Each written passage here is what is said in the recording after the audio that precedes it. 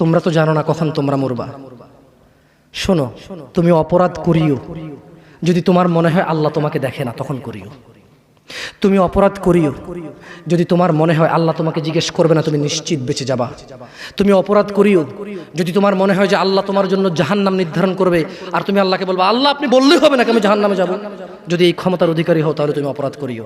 তোমাকে বলি, মহিলা, মা, বোন, চাচা, চাচি, নামাজ ছাড়া মানুষ মুসলমান থাকে না। ওয়াল্লাহি আমি বলছি না কোথায় বাঁধবেন, তর্ক পরে। আমি বলছি আপনি নামাজটা স্টার্ট করেন। আমি বলছি না যে তারা ওই 20 রাকাত পড়বেন না 8 রাকাত পড়বেন। আমি বলছি যে আপনি পড়েন, 2 রাকাত হইলেও পড়েন। আমি বলছি যে আপনি ঈশার নামাজ 15 রাকাত দরকার নেই, আপনি শুধু 4 পড়েন। আমি কি বলছি সুন্নত বাদ দিতে? আমি বলছি যে তুমি পড়ছো না, শোনো, ভয় পেও না, ঈশার নামাজ 15 রাকাত তোমার উপরে ফরজ নয়। আমি তোমাকে না করছি না 15 রাকাত পড়তে। আমি বলছি যে তুমি নামাজই পড়ো না, 4 পড়ো। এই 4 রাকাত ঈশা না পড়লে তুমি মুসলিম নও। 3 রাকাত মাগরিব না পড়লে তুমি মুসলিম নও। 4 রাকাত আসর না পড়লে তুমি মুসলিম নও। দেখো আমাকে দোষ দিও না। বুখারী খোলো, সালাত অধ্যায়ে যাও, আযান অধ্যায়ে যাও। আল্লাহর নবী বলেছে তারা ওরা কাফির, ওরা মুশরিক, ওদের আর আমি মুহাম্মদুর রাসূলুল্লাহ সাল্লাল্লাহু আলাইহি ওয়াসাল্লামের উম্মতের মধ্যে পার্থক্য হচ্ছে নামাজ। সুবহানাল্লাহ। ও সাহাবা, ও উম্মত, তুমি চিনবা মুহাম্মদের উম্মতকে সাল্লাল্লাহু আলাইহি ওয়াসাল্লাম। ও আমার উম্মত, তুমি কি আমার উম্মতকে চিনতে চাও? শোনো, তারা যারা আমার উম্মত না, আর এরা যারা আমার উম্মত। ওটা আমার উম্মত যেটা নামাজ পড়ে না, আমার উম্মত। তুমি আল্লাহর নবীর উম্মত ছাড়া কিভাবে মুসলমান হবা? তোমাকে আমি বলি নামাজটা ছাড়িও না প্লিজ। তুমি যে যে অপরাধে লিপ্ত আছো ছেড়ে দাও, চেষ্টা করো, কিন্তু নামাজটাকে তুমি এখন থেকে করবা। তোমার ফজর মিস হওয়া চাই না। তুমি যদি সারা জীবন নামাজ না পড়ো আমার যায় আসে না। তুমি যদি সারা জীবন নামাজ পড়ো আমার কিছু লাভ আছে। তুমি নামাজ পড়লে নাকি আমি আমার লাভে কথা বলছি। শোনো, তুমি নামাজ না পড়লেও আমার লাভ আছে। কি? ইন্নামাল আমালু বিন্নিয়া। আমি নেকির উদ্দেশ্যে কথা বলছি, আমার নেকি হয়ে যাবে। কে ঠেকাবে? তুমি তো আর আল্লাহকে ঠেকাইতে পারবা না। তুমি নিজেকে না নামাজ থেকে বিরত রাখতে পারবা, আল্লাহ যদি নেকি দিয়ে ঠেকাইতে পারবা? তাহলে আমরা সবাই বলি আল্লাহর দিকে তাকিয়ে শেভ করিয়েন না। দেখেন, এটা অনেক কিছু না, এমন না যে শেভ করলে আপনি একেবারে কাফের হয়ে গেছেন, মুশরিক হয়ে গেছেন, এমন না। কিন্তু আপনার লজ্জা থাকা উচিত। কিভাবে কাটতেছেন এটাকে ভাই? কিভাবে? ক্যাফ এখানে মহিলার ওঠে না, আপনার ওঠে, কেমনে কাটতেছেন বলেন ভাই? গলা কেটে দিবেন? কাটবেন না কেন? এটা হারাম। এটা কাটো তো হারাম। শুকর খাওয়া কি হারাম? এই যুবক তুমি ওঠো, ওঠো, ঠিক আছে, দাঁড়াও। সবাই লক্ষ্য করবেন না, ওকে কেউ ভিডিও করিও না, পরে লজ্জা পাবে ইন্টারনেট আসলে। তোমাকে এখন শুকরের মাংস দেবো, খাবা? কেন খাবা না? জোরে বলো। আপনি শুকরের মাংস খাবেন? আপনি কুকুরের মাংস খাবেন? কেন খাবেন না? কেন? কেমন হারাম? শুকরের মাংস খাওয়া কি হারাম? এই এখানে তাহলে আর এভাবে বলছি না। কেউ কি রাজি হবে তার বোনের সাথে জানা করতে? কেন? তো নামাজ না পড়া কি?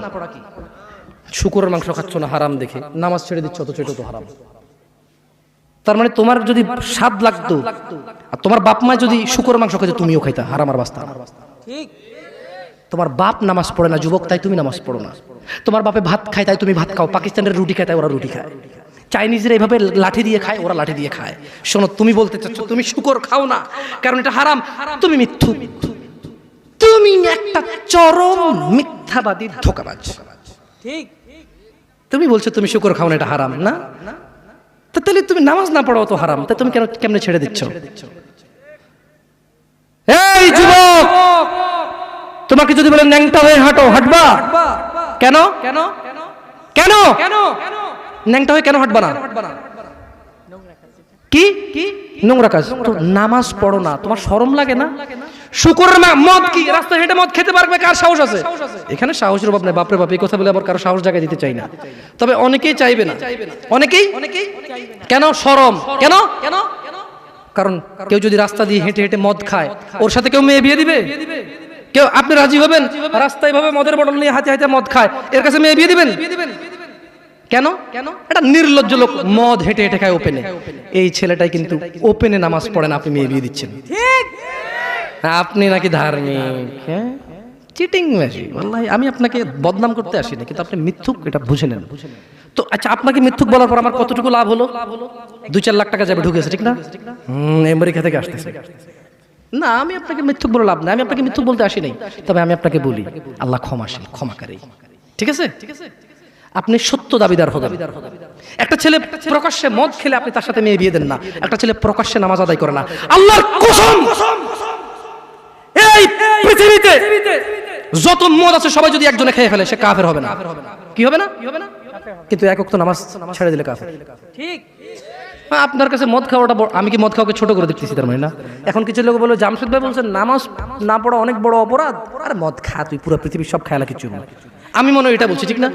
না, এরকম বুঝে ভাই, বুঝে এরকম অনেকে আছে বুঝে, এটা বুঝিয়েন না। আমি উদাহরণ দিয়েছি। শরম করুন। আপনি বাপের সামনে সিগারেট খেতে লজ্জা করে, বাপের সামনে বেনামাজি থাকতে লজ্জা করে না। আপনারা আপনার স্ত্রীদের সাথে যে ঘুমান, ছেলে সন্তানের সামনে ঘুমান, লজ্জা করে, কিন্তু ছেলের সামনে বেনামাজি থাকেন, লজ্জা করে না। আপনি বুঝেন, এই পৃথিবীতে লা ইলাহা ইল্লাল্লাহ বলার পরে, লা ইলাহা ইল্লাল্লাহ বলার পরে, ওয়া আন্না মুহাম্মাদুর রাসূলুল্লাহ বলার পরে শিরক, আল্লাহর সাথে অংশীদারিত্ব হচ্ছে সবচেয়ে বড় অপরাধ, ঠিক আছে? এরপর কাজ হচ্ছে সলা, এরপর কাজ কি? নামাজ। এরপর কাজ কি? নামাজ।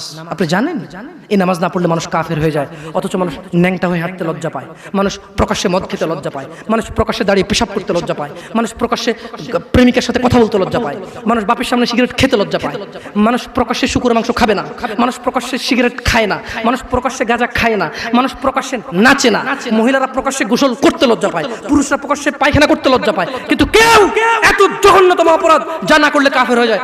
প্রকাশ্যে সবাই আজান চলে, কেউ মসজিদে আসে না, কেউ লজ্জা পায় না। ঠিক। তাহলে দুনিয়া কি বলেন তো? তুচ্ছ খেলতামাশা। নামাজটাকে ঠিক করেন।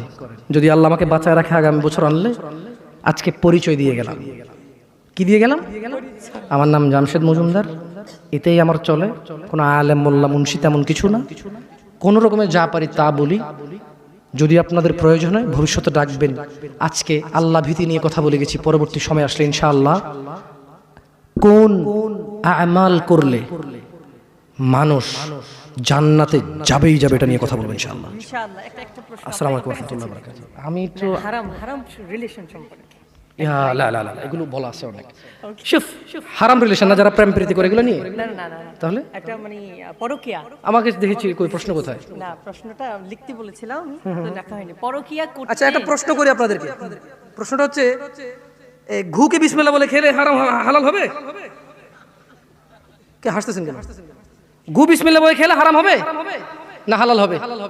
হারাম হবে। কেউ যদি জিনা করতে যায়, যদি বলে যে বিসমিল্লাহ আল্লাহুম্মা জান্নিবনা শাইতান ওয়া জান্নিবিশ শাইতানা মা রাযাকতানা, জিনাটা হালাল হয়ে যাবে? জিনা। হ্যাঁ। কেউ মক্কা শরীফে গিয়ে কাবার পাশে বসে যদি মদ খায়, হালাল হয়ে যাবে? তো আপনার সাথে পুরুষে কথা বলা গুনাহ, পুরুষ মহিলার সাথে কথা বলা গুনাহ, তো এটা কিভাবে হালাল করবেন? একটা ছেলে বলতেছে যে হুজুর আমরা প্রেম করি, বিয়ে করলে হালাল হয়ে যাবে না? আমি বললাম বলদ, বিয়ে করলে তোর প্রেমটা হালাল হবে না, তো ওটা তো গুনাহই। তুই কবুল বলার 1 সেকেন্ড আগ পর্যন্ত এগুলো সব গুনাহ ছিল। কবুল বলছস, কবুল না বলে যে কাজ করেছিস আর কবুল বলে যে কাজ করবি, পার্থক্য হচ্ছে কবুল বলার পরে যতগুলো করবি এগুলো আর হারাম হবে না, কিন্তু কবুল বলার আগে যা করেছিস সবই হারাম। হারামকে কখনো হালাল বানানো, হারামকে কখনো হালাল বানানো যাবে না। বরঞ্চ এটা করতে পারিস যে আমি হারামে ছিলাম, আমি এখন এটা হালাল করেছি, আল্লাহ তুমি আমার হারামটাকে ক্ষমা করো। হারাম কখনো হালাল হবে না। আসসালামু আলাইকুম ওয়া রাহমাতুল্লাহি ওয়া বারাকাতুহু।